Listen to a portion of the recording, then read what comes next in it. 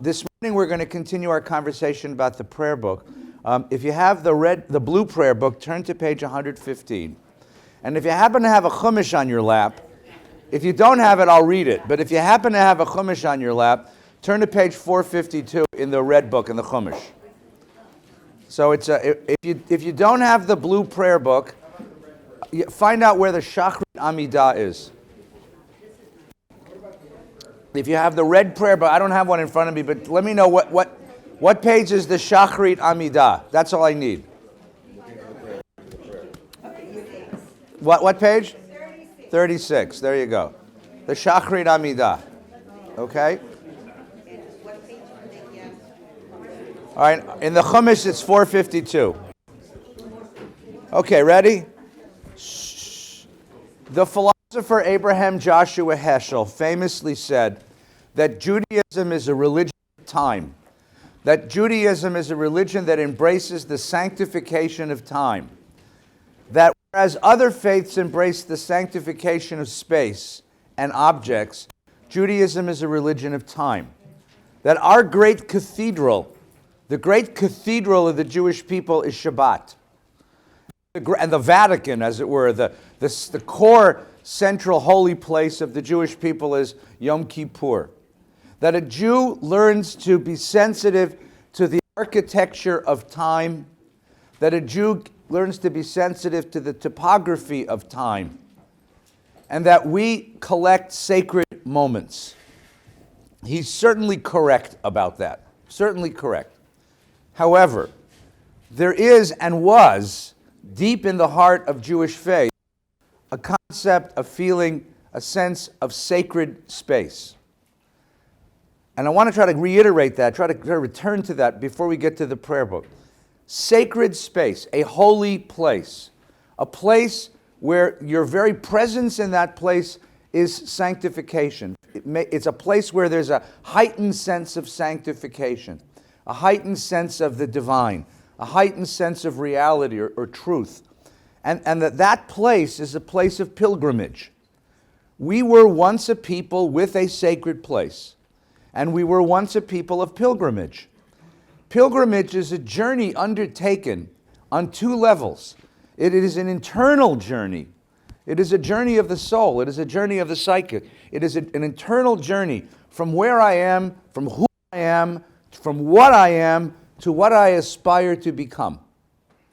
And it is an external journey from my place of home, my place of domicile, which is the place of the ordinary, the place of the routine, the place of the normal, to a place of higher sanctity. Today is Shabbat Rosh Chodesh. It's also Shabbat HaChodesh, because today is the day that in ancient Israel, our ancient ancestors would leave their homes and begin making their pilgrimage to Yerushalayim so that they might show up in the Holy on Passover. And if you lived anywhere in Israel, this is when you started your journey. It's springtime, so the roads have dried out. We can make it there. You have 2 weeks to get there. You got lots of time. The journey is a slow one. It's not a hurried journey. It's not a rush, because the idea is to give you the time to meditate, become the person you're meant to become. It's an internal journey as well as an external journey. And then when you arrive, during the course of the journey, there's nights of event. Come in. We got lots of room. Come in. We got lots of room. Please. Arriving in the holy city of Jerusalem, which is, as you know, at the top of a mountain, basically. You have to go up a hill. I mean, so it takes a while to get up there. It's even now it would take you a couple days to really walk it carefully. And you get to the holy city of Jerusalem, and the city at this point would be filled with pilgrims, filled with people from all over the Mediterranean. If you were to walk into the city of Jerusalem, let's say in the year 0, you'd see people from all over the world, all over the Mediterranean. The entire Roman Empire would show up. You would need a place to stay. There, all the hotels were long ago booked. Same today, but you could rent a tent. They had the hillsides were covered with tents, and there would be tents waiting for you. You could rent a tent, and then you'd go your traveler's checks for shekels, and you'd buy your matzah and your maror and your charoset, and you'd buy a sheep, and you'd make preparations to offer the Passover sacrifice. And then the day before Passover, you would go with your family up to the Holy Temple of Jerusalem, and you would offer this Passover sacrifice. And the idea is that you're going from the place of the ordinary to the place of the sacred. We don't have anything like this anymore. I mean, the closest we have is sort of the kotel, which has become so politicized, and it's just a wall. It doesn't have any of the character of a holy place. But this is the psychology that I want you to sort of get your head into this idea. Now, sacred place, the sacred place is the place you go to meet God. The Holy Temple of Jerusalem, the Temple of Jerusalem, remember, God starts out living in the Mishkan, in the shrine, the tabernacle. The tabernacle consists of a golden box, the Ark of the Covenant, the one that Harrison Ford found in a movie, right? And it was covered by a tent. It was covered by a very carefully tent and surrounded by a sort of fence, so that it was fenced off to become a sacred place. And this was part of the Israelite journey across the desert. When the Israelites arrived in Canaan, they took that thing and they put it in a guy's garage. It was literally in a guy's barn for a while. For a while it was located in Shiloh, which is a northern Israelite city, and then it comes down on the bottom of the mountain near Jerusalem. When King David conquers Jerusalem in the year 1000, he takes that shrine and he puts it up on the hillside of Zion and builds his palace across the street, so that the king's residence and God's residence are opposite each other. And David wishes to build a temple, but he's not permitted to do it. It's his son Solomon who's going to build the temple. And Solomon builds the first permanent structure of a temple that becomes the home of that shrine. The temple is built out of wood. In fact, Solomon couldn't do it himself. He had to bring in an outside contractor, Hiram of Tyre. You had to bring in a Lebanese contractor, because you can't get Jews to do this kind of work, you know. So he brings in a Lebanese contractor who builds him the temple, and the first temple exists from about 970 BCE, before zero, till 586, when it's destroyed by the Babylonians. And then the Jews go to exile for a generation, and they come back, and it's rebuilt in 444 by Ezra. It's enhanced by Ezra, and it exists from 444 until Antiochus comes and conquers it in 166 BCE. And the Maccabees come back and rededicate it, and it sits on that place from 166 until about 40 BCE, 40 before zero. And then we have an interesting king, a fellow named Herod. Herod is sort of half Jewish. He belonged to a tribe called the Idumeans, who were forcibly converted to Judaism. The only people we ever forcibly converted.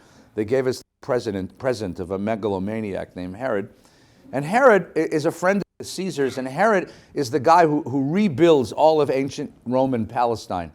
And he builds the city of Caesarea, he builds the city of Beit Shan, he builds Masada, and he builds the Temple of Jerusalem. And it's his image to make the Temple of Jerusalem the most beautiful building in the world. It's a wooden building sitting on a small hillside. The first thing he needs to do is make a bigger hillside. So he puts up giant retaining walls and fills in the dirt and creates a platform. What we have today as the kotel is not the wall of the temple, it's the retaining wall of the hill. Okay? It's the wall of the hill that Herod built. Giant stones, you'll see them there. If you go, you should go. And then on the top of that new hillside that he now paves, he builds the Temple of Jerusalem over again.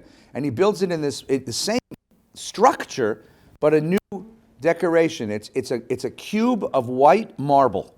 It's built out of limestone, but faced with white marble, with a golden fence, a golden parapet around the top, and surrounded by 3 layers of marble columns that he imported from Italy. And the whole patio in front of it, the whole sort of plaza in front of it, becomes a world center. And there is a fence that separates the plaza, the business side of the plaza, from the sacred side of the plaza.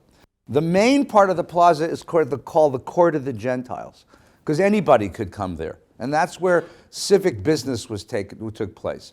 There's this small, low fence that separates the sacred section from the secular, and beyond that sacred, there's a guard who stands there and only allows Israelites who have come to worship into the next sector. That's called the Court of the Israelites.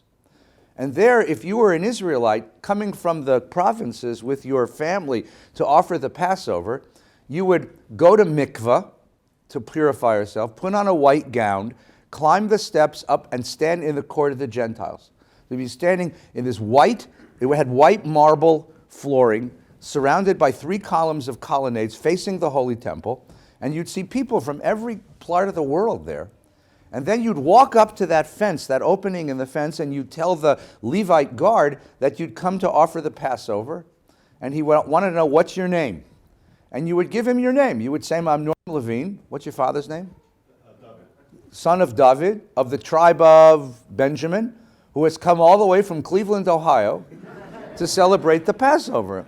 And the Levite would say, Norman, son of David, of Cleveland, Ohio, welcome, happy Passover, please pass. And he would come into the court of the Jews, and now you're standing with other people who, like you, are wearing white gowns and waiting to offer your Passover. Right? And a Levite would come up to you. Levites were the sort of functionaries in the temple. And he would say, Norman, son of David of Cleveland, what is your will? And you'd say, I've come to offer the sacrifice of Passover on behalf of my family. And he would say, come this way. And they would bring you to the altar. In the middle was this giant altar. And you had purchased a sheep before you went up. And they delivered the sheep to the altar for you. Right? And you'd say, they'd say, okay, we have your sheep. Who is in your family? And you would begin to recite the members of your family, your wife, your kids, the people that you love, the people in the circle. And the priest would take this animal, would bring forth the animal, and you would put your hands on the animal's head. Meh, right? It's a sheep. Now, if you were wealthy and this was a different kind of offering, you might be offering a cow or a bull, right? If you were not so wealthy, maybe a bird, and maybe if you were not well off at all, you'd be offering breadstuffs. But for Passover, it had to be a sheep. You put your hands on the animal, and he would ask you who you're praying for, and you would tell them the names of your family and everyone that you'd be praying for. And if there's anyone ill, if there's anyone who needs, anyone you remember, and you put your hands on the animal. The logic of sacrifice is that you're offering your own life. This is the logic of sacrifice. You're offering your own life. And at the very last minute, swap the sheep for you. So in a certain sense, the purpose of sacrifice, the sort of phenomenology of sacrifice, is that it's standing at the edge of the cliff, looking down into the abyss of death. And you're standing at the edge of life and death. And really what happens is the priest shoves you off the edge. And just before you fall, he pulls you back and throws the sheep over instead of you. In other words, you're standing at the edge of life and death. What a sacrifice is to stand at that edge and look down into the abyss of death, and then to be given back your life and given back a sense of the gift of life. So you offer your prayer, and then on your behalf, the priest will now take this animal, and he's going to take it behind the altar. On the other side, you can't see him. He's on the other side of the altar, and that's where all the shechting went on. And the priest is now going to slaughter that animal. He's going to clean that animal, which is going to take out the edible parts from the inedible parts, right? He's going to take out the inedible parts and burn that up on an altar, and take the edible parts and cook that on another part of the altar. The blood gets poured out on the bottom of the altar, okay? And then the priest is going to take the part of the sheep, which is edible and has now been cooked. He's going to take his cut, no joke. That's how you for your priest, right? Right? Synagogue dues are an old tradition here, in case you didn't know. Now, ordinarily what would happen if this were a regular sacrifice, if this were a daily sacrifice or a sacrifice of thanksgiving or a sacrifice of gratitude, what would happen is then you and your family would then retreat to one of the rooms of the temple courtyard. The priest would meet you in one of the rooms of the temple courtyard, and you would sit with that priest at a table and eat a meal together. The sacrifice is not the burning up of the thing. The sacrifice is the meal. And you would sit with the priest, and the priest would tell you your genealogy. Priests knew all the genealogies of all the families of Israel. So Norman, son of David of Cleveland, Ohio, here are the generations of your family all the way back to Abraham. And I'll tell you a few things about your family that you might not know. You're related to some famous people. Right? All the way back. And you'd sit with your family, and that was the experience. But because this is Passover, we're going to do it differently. We're not going to eat the meal there in the temple precinct. We're going to wrap up your roast sheep in tinfoil, right? And hand it to you in a takeout bag, right? And you're going to then go back out to your tent up on the hillside where you're going to sit with your family, Erev Pesach, and you're going to have roast sheep and flat bread and greens dipped in salt water and bitter herbs and sweet condiments and lots of wine, and you're going to tell your children the story of the Passover. You're going to be one of thousands of tents up on that hillside, everyone sitting in the same night, singing the songs, enjoying the Pesach. You can't help but hear the people next door, right? And you're going to be all celebrating the Passover. Now, just by the way, because you guys get out of hand, you're going to drink 4 cups of wine. Mamish, cups of wine, not Manischewitz, thank you. Some serious wine, right? And when you finish, you're going to be in a very good mood. And what you're going to want to do is go next door and see if the Halperns have finished their wine, because they might have some left over, right? And the rabbi said, no, you can't do that. Afikoman. Afikoman, we call afikoman that matzah that you trade for a bicycle or a college education at the end of the real law is ein maftirin Pesach afikoman, which means don't finish Passover with afikoman. The real meaning of the word afikoman is party hopping. And the rabbis interdicted, the rabbis prohibited this because it must have been a very lovely practice. That when you finish, the Levine family finishes their Seder, they're coming to the Halperns to finish drinking their wine. And then the Halperns finish their Seder, they're coming to the Feinsteins, right? And when we all go together, and you have these like groups, these gangs of Jews, wandering, finding who's got wine left, And the rabbi said, this is not a nice way to end. This is not a frat party. This is Passover. But if they said not to do it, then everybody must have been doing it, right? Now, let's go back. Where are we? We're back at the temple. Remember, we're standing in front of that altar. Behind that altar is the opening to the Holy Temple. 2-story building, a very high building. It's in that building. You can't go into that building. Only the Levites and priests can go into that building. And when they enter that building, there are 2 rooms, the forward room and the back room. The forward room, the priest can go into. And so what the priest is going to do, Norm, is when he finishes offering your sheep, right, and he pours the blood out on the bottom of the altar, he's going to go into the foreroom, the front room, and he's going to offer prayers on behalf of your family. Because in the back room is the Holy of Holies. The back room is a room that nobody goes into. In the first temple, the Ark of the Covenant was kept in that room. In the second temple, the room was empty.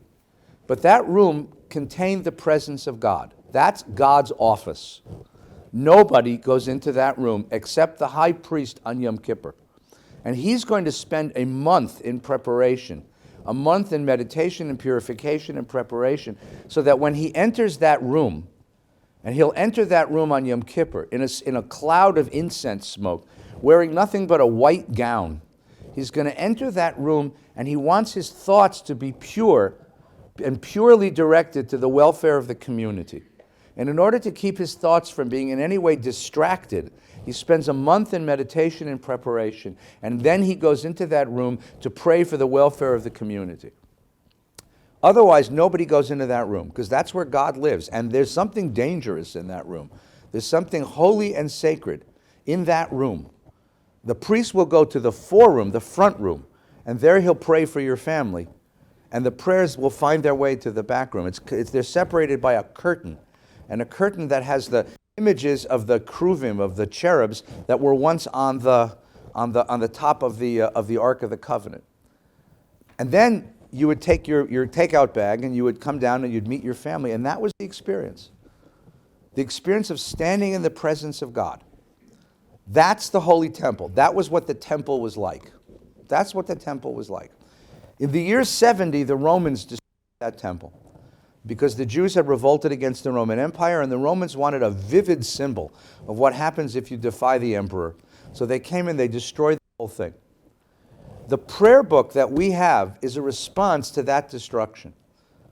And in the generation after the destruction, the rabbis began to formulate the traditions of Jewish prayer. In the second generation after the destruction, Shimon ben Gamliel, who was the Nasi, the head of the community, created our prayer services as a way of responding to the destruction of the temple.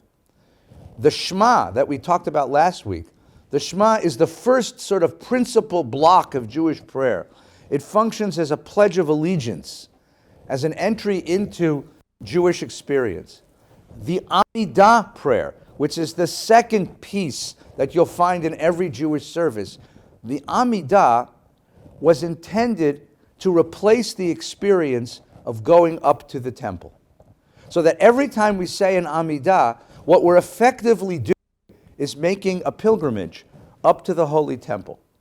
And remember, the guys who write this either were very small children when the temple was destroyed, or never saw it. All they do is have the collective memories of the temple.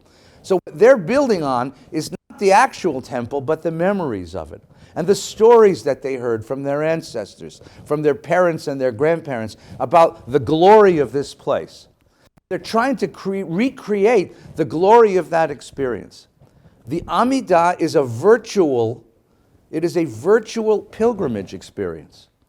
So the Amidah is built out of separate prayers, because you imagine this as a pilgrimage, as step by step by step by step.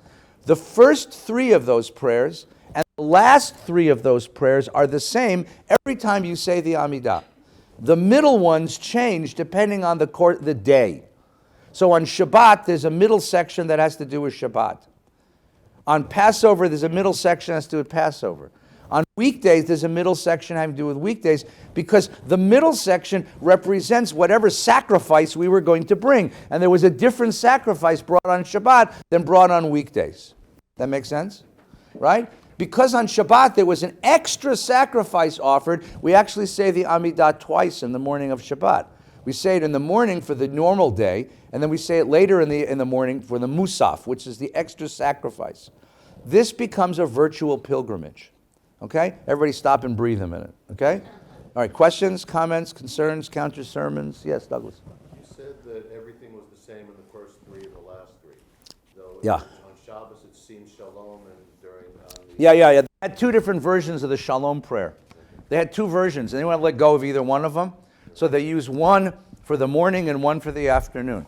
The morning prayer is Sim Shalom, and the afternoon prayer is Shalom Rav. It's the same prayer because it ends, Baruch Atah Adonai Mivarech et Amo Yisrael b'Shalom. The bracha is the same. The lead-up is a little bit different. But fundamentally, you have a Shalom prayer at the end of the service. Why do you have a Shalom prayer at the end of the service? The first three brachot represent our approach to the temple, and the last three brachot represent our withdrawal from the temple. And the last thing you say when you leave somebody is Shalom. So the last bracha is about Shalom. You see? Okay? Other questions? Good questions. Yes, please. You said something about the Afikoman. Yeah. What is the meaning? That's next week. You're going to have to come back. Shabbat HaGadol, the great Sabbath, it's the Shabbos before Pesach, is devoted to learning about Pesach. Next week, Rabbi Farkas and I will teach you so much about Pesach. We're going to bring matzah. You're going to taste it. We'll talk. Afikoman is a Greek word meaning party hopping. And the law in the Mishnah is Ein maftirin achara Pesach afikoman, which means don't finish your celebration of the Passover with party hopping. But the problem was that by the Middle Ages, by the Jewish Middle Ages, nobody spoke Greek anymore. And they forgot what the word afikoman meant.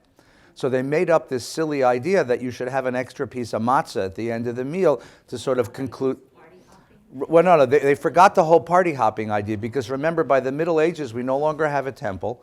We no longer have pilgrimage. We're celebrating Pesach in our own individual homes. We're not going together to Jerusalem.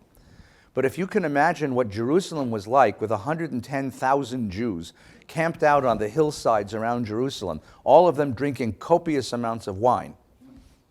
One giant Jewish frat party. Spring break. I mean, we make Daytona Beach look, or Palm Springs look tame, These Jews, and they're all celebrating freedom. And we're all celebrating freedom, and we're filled with the exhilaration and joy of Pesach, and we're screaming and singing and having a wonderful day. You can imagine, it was a hell of a party. It was a wonderful party. So the rabbis, they weren't puritanical, but they were serious. And they said, it's pasnished. It's Pesach. You shouldn't be like walking around getting loaded. Right? That's how I would have translated it. No frat parties after Pesach. But it became this other thing. right? I like the first meaning better. I think party, and then you can imagine if they said don't do it, people must have been doing it like in a big way, because the rabbis only prohibit stuff that Jews do. You know, you see what I mean? Yes, please. Yes, Myra.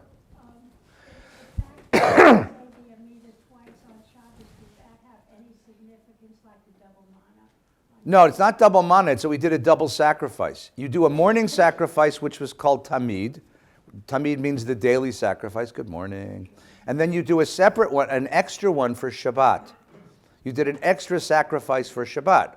2 sacrifices, so we do the Amidah twice. You see? You do an extra sacrifice. On Pesach, you do the same thing. You have an extra one. Okay? Whenever you did an extra sacrifice, we have an extra Amidah to represent that. Okay? Yes, please. The animal you throw over the cliff is your scapegoat. That's different. That's Yom Kippur. That you have to come back. Yeah. I mean, Yom Kippur, there's a whole nother set of rights having to do with you don't throw them over a cliff, you send them out into the wilderness. You give them a ticket and send them, but that's a purification rite for Yom Kippur that was practiced in the Holy Temple. And now what we do instead is tell the story or read the section of the Torah that's about it. We don't do that anymore. You don't see goats in shul. I had a rabbi friend, who wanted to make this vivid. So he brought a goat into the synagogue on Yom Kippur. I'm not kidding. He really did it. He put this black plastic stuff down on the beam, and he brought a goat in, and he gave a sermon about the scapegoat. He got fired the next year too.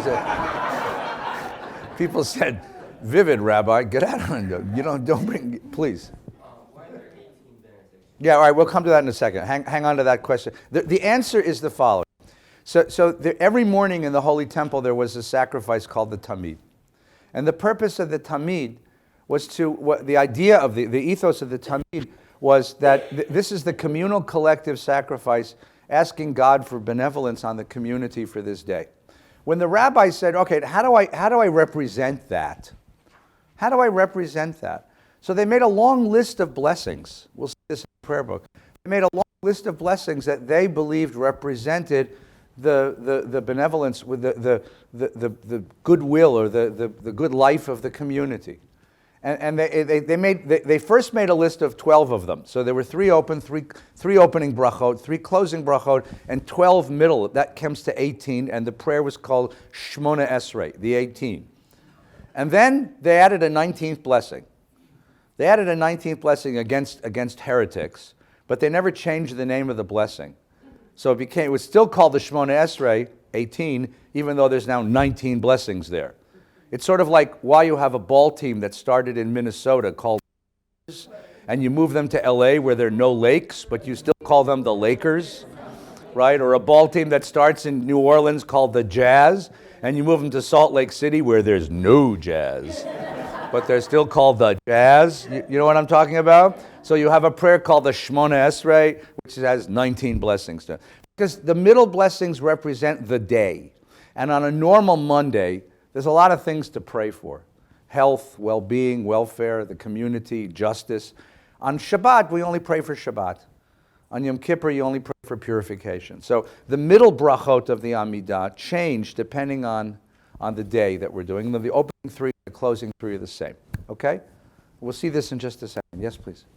Was the Ark of the Tabernacle destroyed in the first temple? Nobody knows where it is. It's in a warehouse in Virginia, according to Mr. Spielberg. Nobody knows where it is. It disappears. I mean, what's interesting about that movie, by the way, what is true about that movie, is that it disappears and nobody talks about it, right? You have a book, for example, you have the book of Jeremiah and the book of Kings, which describe the destruction of the Holy Temple. They say nothing about the Ark of the Covenant. You have the book of Lamentations, which is Echad, what we read on Tisha B'Av, which is about the destruction of Jerusalem. It doesn't even mention the temple. It just talks about the city of Jerusalem. So for some reason, the Ark sort of disappears from Jewish consciousness. And nobody talks about it. When we rebuild the temple after we return from Babylon, nobody says, "Yo, no Ark." You know, it just disappears. So there's a whole set of theories, for example, that it never existed, that it was a priestly fantasy. And on the other hand, there are those who say it existed and they erased it from the book, and Who knows? So no, it just, you don't have any historical evidence for this. That doesn't keep people on the History Channel from making idiot programs going, and if you ever, I love that guy with that deep voice, and all he does is ask questions. Could it be that it was put there by aliens from Mars? Then they have some Norwegian professors. Professor Van Poelstronke says, I think it was put there by aliens from Mars. Could it be? You know what I'm talking about, History Channel? Right. I mean, that's so don't, I mean, so, and because they love, so I'm sure the people all over America go, yes, it's from Mars. It's an alien spaceship. It's going to take us to another planet. Yes, please. When did Palestine become known as Palestine? When the Romans destroyed the temple, they wanted to root out Jewish nationalism, so they changed the name of the country from Judea to Palestine. They wanted us 70, and then following 120 more than that even, because 70 was the first revolt. Then we did it again. We revolted again 50 years later. That gives you the Romans saying Jews are revolting. And so in 120, when Vespasian, when Hadrian really cracks down on Jewish nationalism, he wants Jewish nationalism to be uprooted. So you take out the name of the place. You don't even call it Judea. You call it Palestine. And that's where the name got. And they took it from the Philistines, who used to live there. We don't live there anymore. Never lived. They haven't lived there in 1,000 years. Okay, let's take a look inside, shall we? You're in the prayer book, all right, whichever prayer book you're in. Is it page 36? Is that the Amidah for? Yes. Everybody see the beginning of this prayer?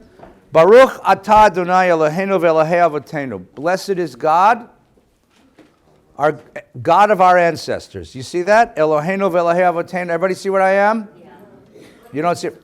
You're page 36 in that red prayer book, page 115 in the blue prayer book. All the same. It's all the same, because every Amidah begins with the same words. The first bracha is called Avot. It is a connection with our past, our God and God of our ancestors. You're identifying God as the historic God of the people Israel. Now remember what's happening. We are walking, we're taking our pilgrimage to the city of Jerusalem. And we're coming into the city of Jerusalem. And now we're going to climb up to the Temple Mount. You go up, there's a gate, right? You're going to get onto the gate and you're going to be standing in the court of the Gentiles.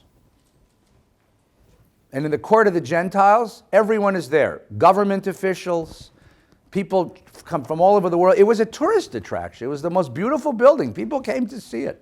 When I'm done remodeling VBS, it's going to be a tourist. You're going to see buses of Japanese tourists on Ventura Boulevard coming to see Valley Beth Shalom. I'm telling you, you're going to have to fight for a seat from people from China with cameras. What? I'm going to have the Ark of the Covenant. If someone gives me enough money, Mel, I will have the Ark of the Covenant. It can be Mel's Ark. I could see it now. Right? The Broder Sanctuary. And it can be yours if the price is right. What would you give for door number 1? I can do anything if you guys will pay for it, The court, so you imagine this, people from all over the world filling the court of the Gentiles, but you've come for worship. So you're going to approach the gate, which is about halfway through the court. It's a low gate. They found it. It's there. It's a low sort of fence, and a Levite official stands there, and only those who are Jewish who have come for worship are permitted to pass that gate. And here's the beginning of it. Eloheinu v'Elokei Avotenu, our God and God of our ancestors. Which means this is the separation from the general public to the specific, to our people. And we're coming not for personal business, not for communal business, we're coming to worship. And the priest says, the Levite says, you are Norman, son of David of Cleveland, welcome, and you pass the gate. That's the first bracha. Eloheinu v'Elokei Avotenu, Elokei Avram, Yitzchak v'Yakov, Sarah, Rivka, Rachel, v'Leah. This is, I have come to worship the God of my ancestors. I am of the people that belong here. I've come for sacred purposes. And that's what the whole bracha, and it ends It begins with Baruch and it ends with the words Baruch Atah Adonai Magen Avraham, or if you're in the other version, it's Magen Avraham Ufoked Sarah. Praise this God, shield of Abraham, and the one who remembers Sarah. Okay? So that's the first gate. We just passed the first gate. And now we're standing in front of the altar. Now in the actual temple of Jerusalem, that's as far as you could go. That's where you met the priest who took your sacrifice, who made your... But because we're on a virtual journey, we're going to take you inside. So I want you to come with me now, and we're going to pass the altar. Now what happens at that altar? Animals are offered. And as I suggested a moment ago, the offering of an animal, I mean, to us it's kind of a crude and gross kind of thing. But the ethos, the whole notion of the experience of taking a living creature and slaughtering it, the ethos of the feeling of that moment is to face death, to know that life is risky, that life is fragile, that life is vulnerable, and that life is a gift. That life is an absolutely, unutterably precious gift. And the way that you do that is by facing this death, by looking down into the abyss of death. And really it's like a bungee jump, because you're going to take one step over and the priest's going to pull you back. Why do people do bungee jumping? Why do people go skydiving? I had this interesting experience. I met a kid who went skydiving. The family had a kid. It was a wonderful experience. The young person had all kinds of tsuris in her life, and she went skydiving. And suddenly, she said, it changed my life. I said, how on earth did it change your life? And she looked at me and she said, there's nothing in the world more terrifying than jumping out of an airplane and falling 10,000 feet. And suddenly I understood what life was about. I can think of easier ways to do it. But I understand what she's talking about. That's what she's talking about. So we're standing there and the animal is going to be offered. And the idea of offering the animal is you're being offered. And at the very last second, we swap the sheep for Norm. The sheep goes, "Wah!" Right? And Norm says, thank God for my life and the life of my family. So the second bracha is about life and death. It's all about life and death, right? Right? It starts, Atah gibor le'olam Adonai, you're powerful God, right? Mechayeh metim. Mechayeh brings life, metim, to the dead. Mechayeh metim. This is about resurrection. Now, later in Jewish life, the prayer is going to be all about life after death, but I don't think that's what it is. It's not about resurrection like you're going to die and then you're going to rise up again. It's not that kind of resurrection. It's the resurrection that goes on at this very moment of offering the sacrifice. I mean, for a moment, you were dead, and we pulled you back.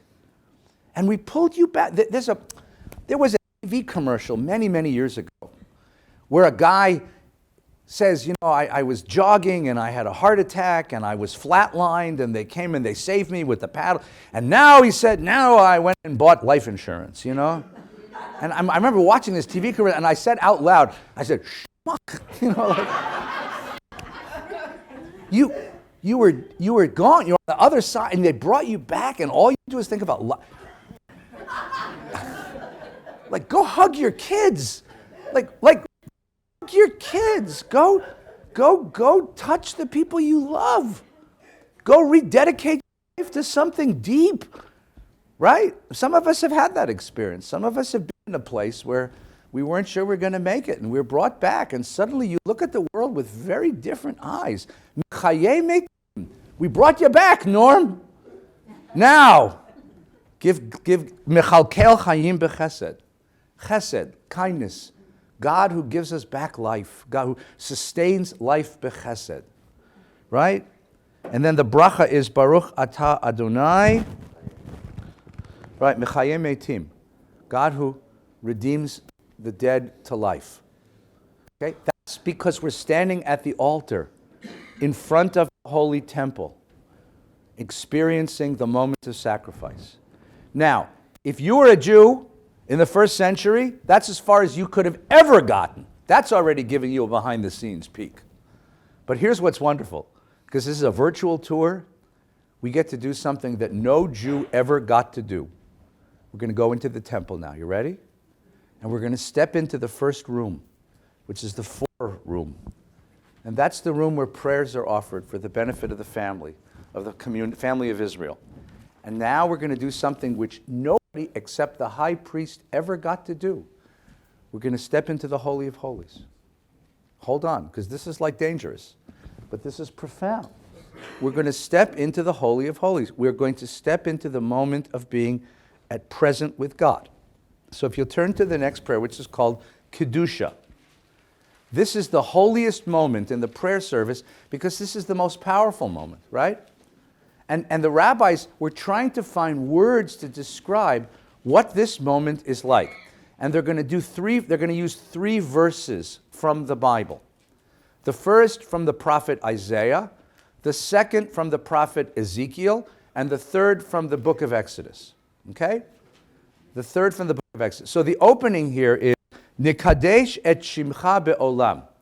We will sanctify, or we will Nikadesh from the word kadosh. We will make kadosh. And we'll talk about that in a minute.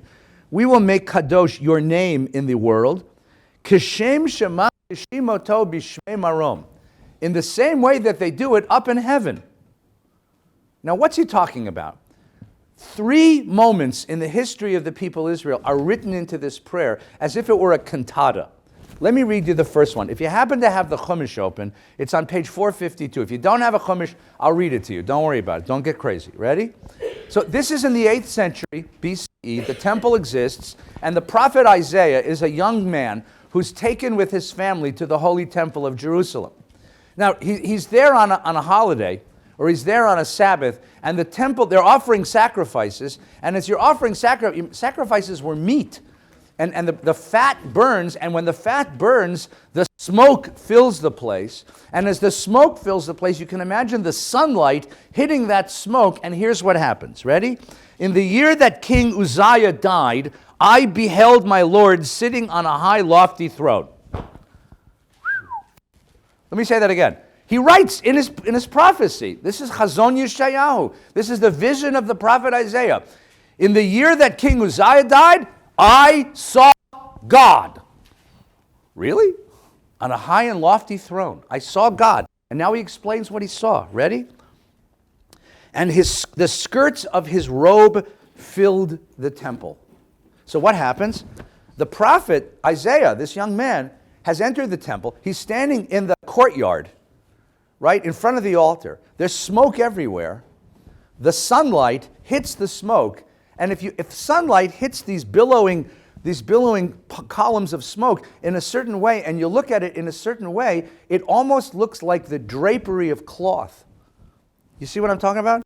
And he imagines himself not standing in front of the altar looking up at the smoke, but that he's standing at the bottom of God's throne looking up at God's robes, as if he were a tiny little person looking up at a giant king. In other words, whether this is an imagination, whether this is a trance, whether this is a vision, all of a sudden, he's no longer in the earthly temple, he's in the heavenly throne room. And he looks up and he sees the robes of God's royal gown as God sits on the throne. Crazy? Mystic? Marvelous? Watch. Seraphs. In Hebrew, seraphim. And they translate it as seraphs. Now, if you have a S-E-R-A-P-H-S, seraphs, if you have that in a translation, what does that mean?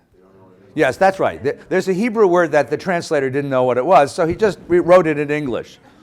What is a seraph? Some sort of heavenly being. Angel, cherub is another one. Kruvim is Hebrew. Cherub, some sort of angel guy, right? Some sort of angel. Seraphim omdim. Seraph stood in attendance on him.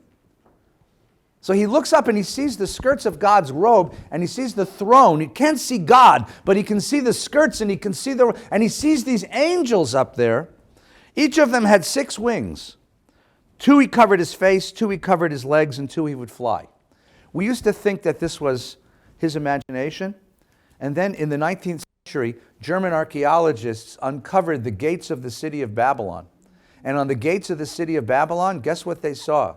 6 winged angel images, right? So these are mythical images that were common in the ancient East. He's referring to an image that everybody would have recognized. Well, of course, angels have 6 wings. We all know that, right? Each of them had 6 wings, right? With 2 he would fly. And one would call out to the other. Vikara ze el ze ve'amar. So you have angels over here, God in the middle, angels over here, and the angels are calling to each other, Kadosh, Kadosh, Kadosh, holy, holy, holy, Adonai Tzvaot, God of the world, Milo kol haaretz kvodo. The whole world is filled with God's presence. The whole world is filled with God's presence. Now come with me to the prayer book. What do we have in the prayer book? Nikadesh et shimcha be'olam. We will sanctify God in the world, kashem shemakdishim oto b'shmei marom, as they do up in heaven, kakatuv al yad neviecha, as the prophet wrote in his book of prophecy, vikara ze el ze ve'amar, they called out to each other. So what we have here is what we used to call in confirmation class, a cantata. This is a piece of drama. And the rabbis have taken the prophet and rewritten the prophecy as a script. And the cantor plays narrator, and we're going to play the angelic chorus. We're going to play the role of the angelic chorus, right? Kara ze el ze ve'amar, and then we play the role of the angels. Ready? Kadosh, Kadosh, Kadosh, Adonai Tzvaot, Melo kol haaretz kvodo. You see, so we write it as a little play, and you're singing the role of the angels. Get it? So what's just happened? Now I want to go one more step into this. Look at what he says. Kadosh, Kadosh, Kadosh. God is holy. Now there's a couple of ways to understand that, but let's just pass for that moment. Milo kol haaretz kvodo. The whole earth is covered, is filled with his glory. The temple was destroyed in 70. It was the most devastating blow to the Jewish ethos that you can imagine. The most devastating blow to the Jewish people. And the question that the community was left with after the temple's destroyed, if that's your place of worship, if that's your sacred place in the world, what do we do without sacred place? Where do we go? If it was your family custom to go up to Jerusalem, if it was your family custom to pray toward Jerusalem, and suddenly Jerusalem is no longer Jerusalem, it's Palestine. It's not even your city anymore. You're not permitted to go there. The temple's been destroyed. Does that mean that God has abandoned us? Does that mean that God has left the building? Does that mean that God is out of the world? And the rabbis were trying to answer that question because they didn't, and their ambition was that they didn't want to lose the entire religious culture. So look at this line again. It's remarkable. Kadosh, Kadosh, Kadosh. Holy, holy, holy. Right? Adonai Tzvaot, God of the whole of the world. Milo kol haaretz miloo. The whole world is filled with God's glory. Which means what? Having destroyed the temple, it's not that God has now exited the world. God has been released from his bondage in the Holy of Holies. And what's now the Holy of Holies? The whole world. The whole world is the Holy of Holies. It's only a question of your attitude. What makes the Holy of Holies, is the attitude that you had when you went there. But now that it's gone, the whole world can be the Holy of Holies. The whole world is now filled with divine. It's only a question of, can you understand that divinity is that close to you? You don't have to go to Jerusalem anymore to stand in the presence of God as Isaiah did. Because the presence of God is wherever you are. You just have to be able to open your eyes and see it. And then they're going to do another thing. So now the next one is they're going to switch from Isaiah's vision to the vision of another prophet named Ezekiel, Yechezkel. Ezekiel was a prophet who lived in the generation after the destruction of the first temple. And he lived in Babylon. And he was dealing with the Babylonian exile community, and the Babylonian exile community was deeply depressed. It's the destruction of everything sacred in their lives in the first temple, 586. Everything sacred was destroyed. The Babylonians destroyed the temple, destroyed Jerusalem. And they were asking the exact same questions. Has God abandoned us? Where do we go now to reach the presence of God? And here this prophet shows up, of all places, in Babylon. I mean, the idea that a prophet shows up in Babylon is already interesting, because remember, gods were considered local. And the idea that a prophet of Jerusalem can show up in Babylon and prophesy already, that's amazing. And what happens to him? He goes down to the Cheber Canal, right? And he has a vision down there. Some people think he was smoking the grass on the Cheber Canal, right? Right? But whatever, he has a vision, and he is also suddenly transported into heaven. And in his vision, Az Bikol Rash Gadol, all of a sudden a great noise embraced me, right? Adir v'chazak mashmim kol. A great, you might, if you're in the red book, it's slightly different. The language is slightly different in the red book. The red book is just going to say, Le'umatam baruch yomeru. In the blue book, the Shabbos version is a little longer. Okay, they just use different parts of Ezekiel's prophecy. But the rabbis understood that you know Ezekiel because you know the whole Bible by heart, because you don't have to remember anybody's phone number or email addresses, right? Right? And he's describing, the rabbis are describing, the cantor who sings this is describing Ezekiel's vision. Li'umatam baruch yomeru. He also has a vision of angels in heaven, and he's standing in the throne room of God, and these angels proclaim, Baruch kivod Adonai mimkomo. Blessed be the glory of God from his place. And the place of God is every place that you happen to be, right? Wherever you go, that's where God is. That was Ezekiel's prophecy. And now the third one is the crossing of the Red Sea. So we crossed the Red Sea, and we got to the other side of the Red Sea, and we realized Pharaoh wasn't chasing us anymore. In the Haggadah, you're going to sing Dayenu. But in the Bible, you sing something else. In the Bible, there's a song of the sea. Az Yashir Moshe B'nai Israel. The last line of the song of the sea is, Adonai Yimloch Leolam Va'ed.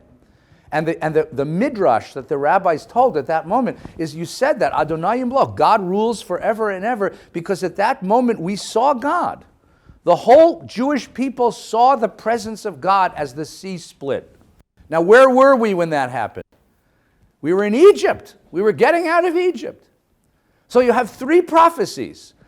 Isaiah, who's in Jerusalem, Ezekiel, who's in Babylon, and the people Israel who are in Egypt. And what do they all have in common? They all are personal experiences, personal visions of the presence of God, and they all proclaim that the presence of God is palpable, is tangible, is real, and here, wherever we are. The Holy of Holies is no longer on a hill in Jerusalem. Where is the Holy of Holies? Wherever you happen to be. And you can make a virtual pilgrimage whenever you happen to want to. All you have to do is set your mind properly. And so what the rabbis do is take us by the hand and bring us into the Holy of Holies, and you get to stand there, and if you don't understand what you're trying, and they give three visions, three personal vision experiences, mystical experiences of the presence of divinity. So wherever you are becomes sacred space. Wherever you are becomes the place of truth. And that's what the Amidah does. That's why this is the one prayer you got to stand up, face the ark, and stop talking. Okay? You're not supposed to schmooze during this prayer. In fact, you're actually supposed to put your feet together, because you're supposed to affect the way the angels of Ezekiel's dream looked, or the angels of Isaiah's dream looked. Right? They put their feet, you have to stand up straight. You got to get your whole self straight. You got to be like the priest who walks into the Holy of Holies with a pure thought of what it is you want to come to pray for. And that's the vision. That's the pilgrimage up to the Holy of Holies. You get to go to the place where only the high priest got to go. Now, once you're there, what are you going to do? You better know what you want to say. So what happens is, for the next section of the Amidah, whatever day it is, we have a certain kind of prayer. If it's Shabbat, you have Shabbos prayers. And all you do is pray for the sanctification of Shabbat. If it's a daily set of prayers, you have daily concerns. If it's holidays, it's holiday concerns. And then, when it's time to leave, we have to leave. You can't stay there too long. You got to go back to the world. It's one of the characteristic ideas of Jewish mysticism, of Kabbalah, that you're not permitted to stay in the mystic moment. Moses goes up to the top of the mountain, and he stands face to face with God for 40 days, right? And then what does he do? He comes back down the mountain to his people. The great mystical journeys of the Jewish people are round trips. You go up to the presence of divinity, and then once you face divinity, you have to come back to the world and do the work of the world. You're not permitted, as in other faiths and traditions, to stay in that moment of union with divinity. You have to come back to the world because you've been put into the world to do certain things. So the end of the Amidah, in the blue book, it's on page 118. Yes, I see you, but I'm trying to get through this, so you'll forgive me for being a little crass here. A little. Page 41 in the red book. Ready? We have 3 brachot that constitute a retreat from the presence of divinity. After all, how the hell do you leave divinity? If you're standing face to face with God, why would you want anything else in your life? You should either drop dead at that point, because that's what life is, or you should at least stay there and never come back. Right? I told this story the other day. This is a beautiful Hasidic story about a great Hasidic mystical master who spends his life in meditation trying to reach that moment when he's face to face with God. And he's sitting in his study, meditating on these holy books. In the midst of his mystical trance, and his daughter-in-law comes in, "Papa, watch the baby, I'll be right back." And the baby's in the other room. And the master, after years and years and years of mystical practice, breaks through. And he stands face to face with God. And God welcomes him and embraces him. And there he is. He has Isaiah's moment. He has Ezekiel's moment. He has the moment of union with God, and the baby starts crying. And God says to him, "No? What are you going to do?" I mean, it's such an interesting story, right? And the master is torn because, on the one hand, he's spent a lifetime trying to achieve union with divinity, to be close to God. And on the other hand, it's his grandson, granddaughter. And God says, "No?" And the master shrugs his shoulders, leaves the presence of divinity, goes and hugs and comforts the baby. And the voice of God says, "That's divinity." Right? You have to leave divinity and come back to the world. Pop, the world needs cake. Right? The world needs bagels. The world needs bread. The world needs, the world needs you. So how do you exit? How do you say goodbye? So the first prayer is Ritzei. Ritzei Adonai Eloheinu be'amcha Yisrael et tfilatam. God, accept all we've just prayed. Accept what we've prayed. We've brought you the thoughts of our hearts. We've brought you the needs of our souls. Accept our prayers. Baruch atah Adonai hamachazir shechinato l'tzion. Bring back your presence. Right? We'll come back again, I promise you. Machazir, it's about coming back again. We'll see you later. Traot. Right? Then the second bracha is a gratitude bracha, and you're supposed to bow. Modim anachnu lach. We bless you. We thank you. We acknowledge. We gratitude for all the blessings that are ours. And the last one is for shalom. Sim shalom or shalom rav is saying goodbye. Right? The last thing you say before you leave is you say, and if you have one more thing you can give us, bring us shalom. Bring us peace. But if you look at it, it's interesting. Imagine, these are the rabbis that they finally got to the Holy of Holies, and now they have to leave. So they say, listen, so give us peace. Give us peace, right? And if you look at it carefully, it's a very interesting bracha. Sim shalom ba'olam. Bring peace to the world. Tova vracha chen v'chesed rachim aleinu ve'al kol Yisrael mecha barchenu avinu kolanu bi'or panecha. Bless us in the light of your face.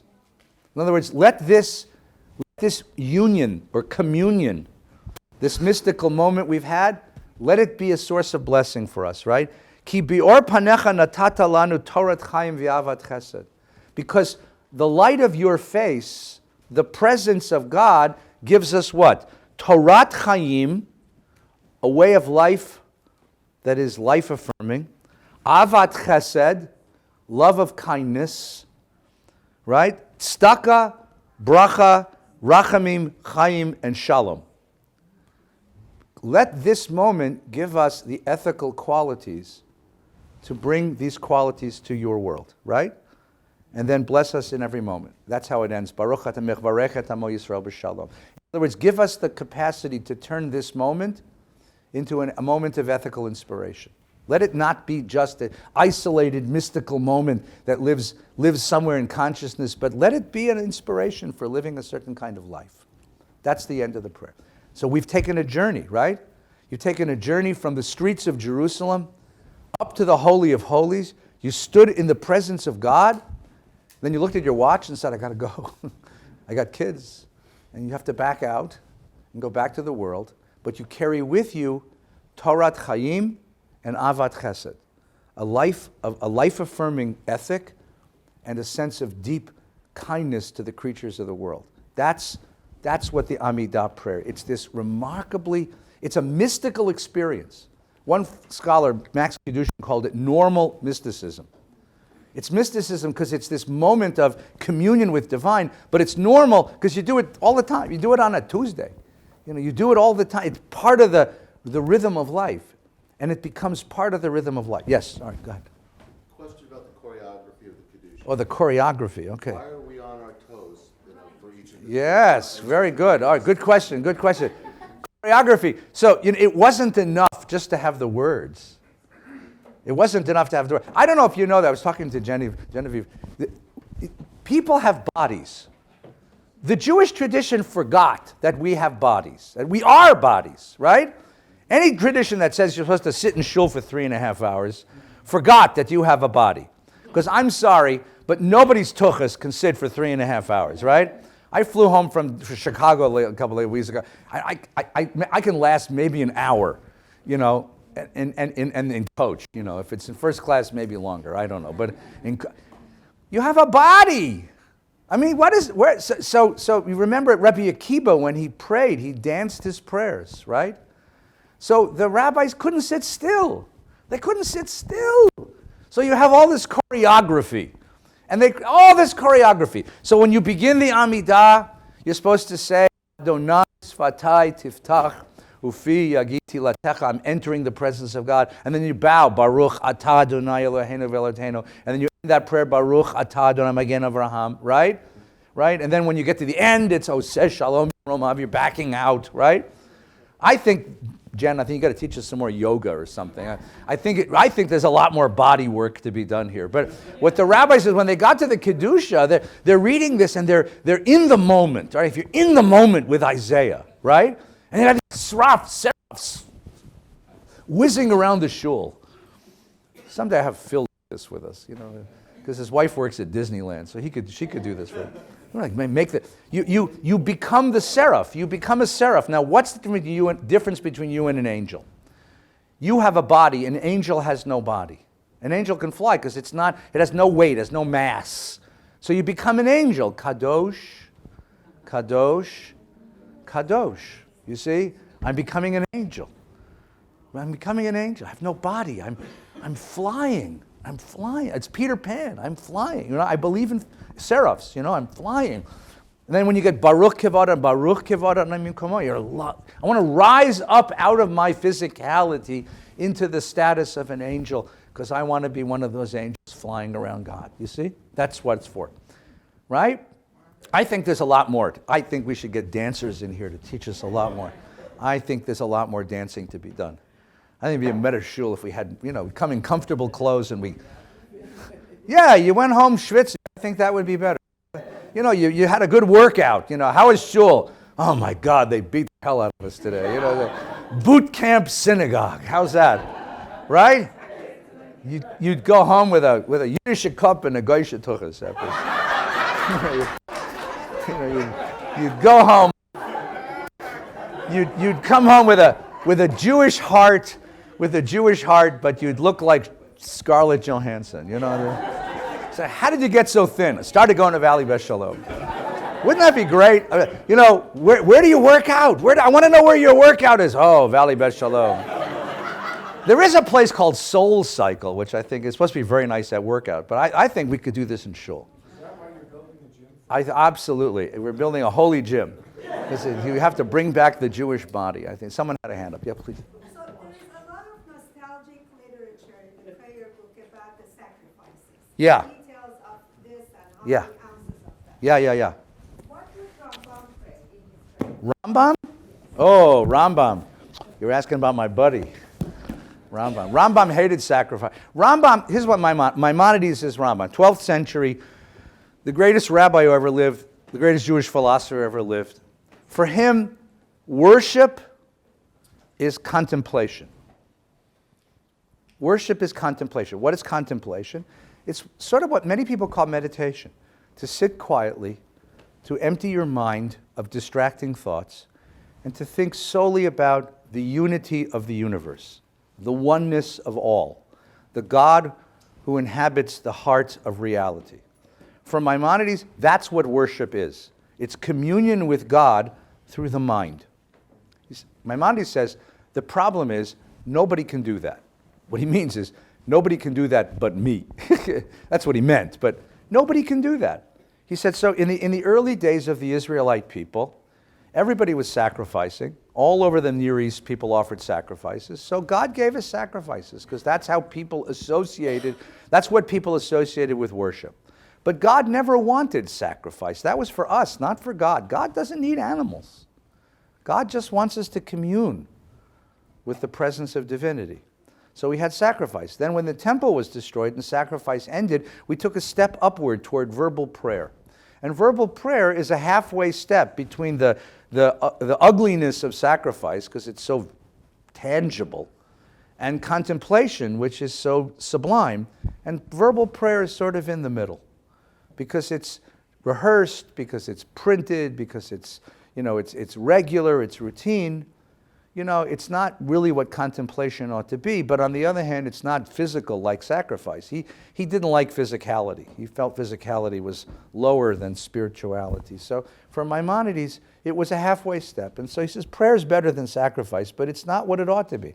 What you're supposed to do is to sit quietly, free your mind, and contemplate on the true unity of the universe and the presence of God within that unified universe, and to connect. He believed that each of us has a modem. You know how you used to have a computer modem? It was a connection between your computer and the internet. You have a modem in you, and God is like a transmitter. It's called the active intellect. And you can connect with divine. You are part of the divine, and you can connect with the divine through contemplation. That's how Maimonides understood prayer.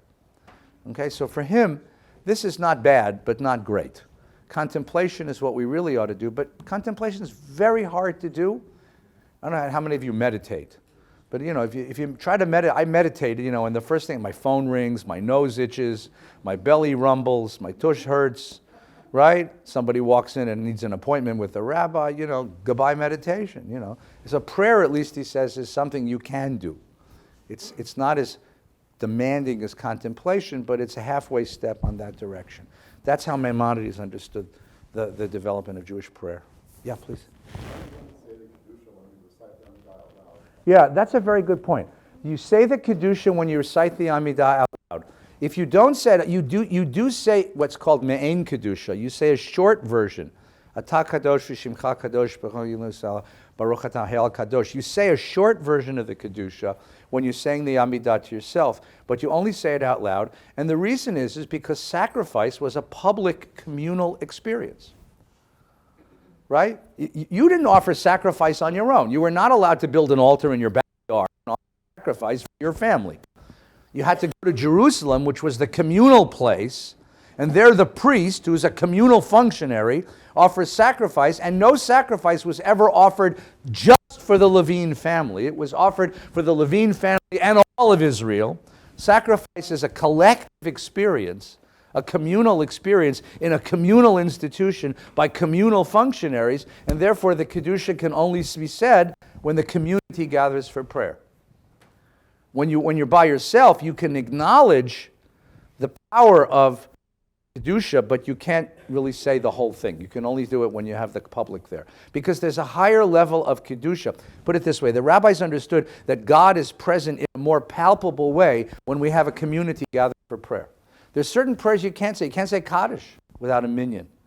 You ever been in a shiva and there were 9 people? What you do is you turn on the TV and count Larry King. Right? That's how I do that. I counted the dog one year. I mean, people as a Jewish dog. I said, it can't be a Jewish dog. Like, give me, I'll convert him right now. Throw him in the mikveh. I mean, you can't say Kaddish because the idea is that that divinity is present only in the collective, in a more intensive way in the collective, and you have to have certain thresholds of that divinity in order to gather